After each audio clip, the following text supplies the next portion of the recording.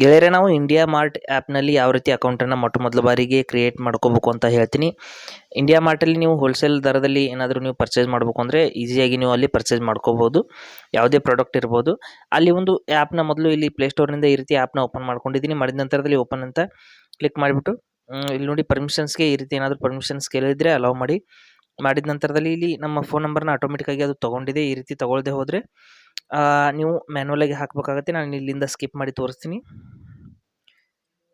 ಇಲ್ಲಿ ನೋಡಿ ಆಟೋಮೆಟಿಕ್ಕಾಗಿ ತಗೊಳ್ಳದೆ ಹೋದರೆ ಈ ರೀತಿ ಬರುತ್ತೆ ಸ್ನೇಹಿತರೆ. ಬಂದ ನಂತರದಲ್ಲಿ ನೀವು ನಮ್ಮ ಫೋನ್ ನಂಬರ್ನ ಹಾಕಿ ಕಂಟಿನ್ಯೂ ಅಂತ ಕ್ಲಿಕ್ ಮಾಡಿದ ನಂತರದಲ್ಲಿ ಇಲ್ಲಿ OTP ಬರುತ್ತೆ. OTP ಒಂದು ವೆರಿಫೈ ಆದ ನಂತರದಲ್ಲಿ ಇಲ್ಲಿ ಮತ್ತೆ ಪರ್ಮಿಷನ್ಸ್ನ ಕೇಳ್ತಾ ಇದೆ. ಓಕೆ, ಅಲೌ ಮಾಡೋಣ.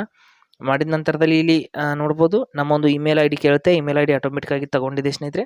ತಗೊಂಡಿಲ್ಲ ಅಂದರೆ ನೀವು ಮ್ಯಾನ್ಯುವಲಾಗಿ ಇಮೇಲ್ ID ನ ಎಂಟರ್ ಮಾಡಿ. ಮಾಡಿದ ನಂತರದಲ್ಲಿ ನೆಕ್ಸ್ಟ್ ಅಂತ ಕ್ಲಿಕ್ ಮಾಡ್ಕೊಳ್ಳೋಣ.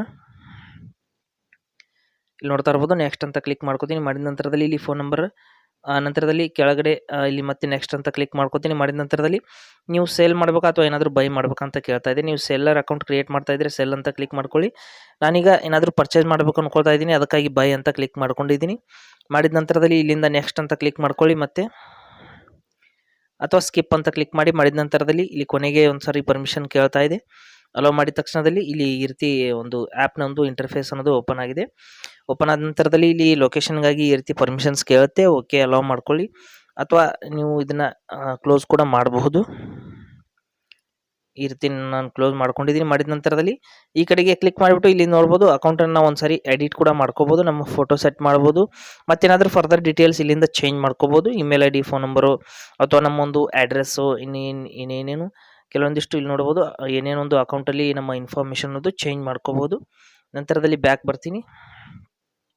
ಇಲ್ಲಿ ನೋಡ್ತಾ ಇರ್ಬೋದು ಈ ರೀತಿ ನಮ್ಮ ಒಂದು ಪ್ರೊಫೈಲ್ ಇಲ್ಲಿ ತೋರಿಸುತ್ತೆ.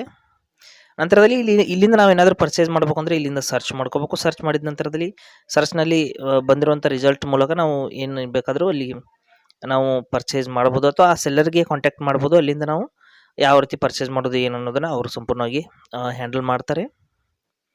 ಇಲ್ಲಿ ನೋಡ್ತಾ ಇರ್ಬೋದು ಸರ್ಚ್ ಮಾಡ್ತಾ ಇದ್ದೀನಿ.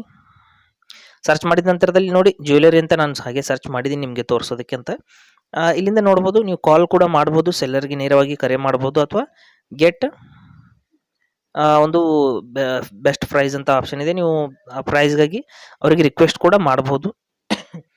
ಈ ರೀತಿ ನೀವು ಈ ಒಂದು ಇಂಡಿಯಾ ಮಾರ್ಟ್ನಲ್ಲಿ ನೋಡಿ ಗೆಟ್ ಬೆಸ್ಟ್ ಪ್ರೈಸ್ ಅಂತ ಕ್ಲಿಕ್ ಮಾಡಿಬಿಟ್ಟು ನಾನು ಇಲ್ಲಿಂದ ಕ್ವಾಂಟಿಟಿ ನನಗೆ ಎಷ್ಟು ಬೇಕು ಅನ್ನೋದನ್ನು ನಾನು ರಿಕ್ವೆಸ್ಟ್ ಕಳಿಸ್ತೀನಿ ಅವರಿಗೆ.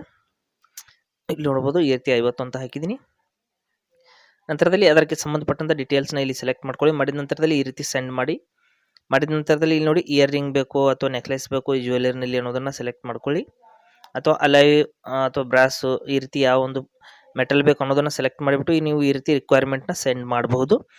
ಸೆಂಡ್ ಮಾಡಿದ ನಂತರದಲ್ಲಿ ಅವ್ರ ಕಡೆಯಿಂದ ನಮಗೆ ರಿಪ್ಲೈ ಬರುತ್ತೆ. ಅಥವಾ ಕಾಲ್ ನೋ ಅಂತ ಕ್ಲಿಕ್ ಮಾಡಿಬಿಟ್ಟು ನೀವು ಅವರಿಗೆ ಕರೆ ಕೂಡ ಮಾಡಬಹುದು. ಈ ರೀತಿ ನೀವು ಇಂಡಿಯಾ ಮಾರ್ಟಲ್ಲಿ ಅಕೌಂಟನ್ನು ಕ್ರಿಯೇಟ್ ಮಾಡ್ಕೋಬಹುದು.